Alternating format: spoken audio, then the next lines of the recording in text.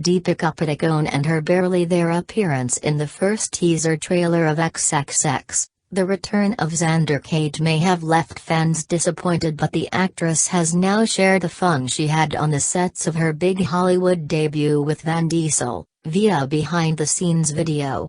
Deepika took to Instagram to share the video where all that she will be seen doing in the film and on the sets is revealed.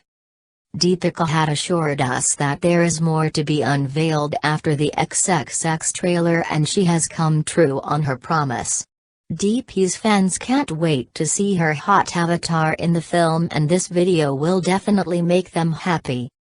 Deepika posted the video with caption, #behind-the-scenes #fun #Lettingman #Sarananger #XXX the movie #Return of Xander Cage.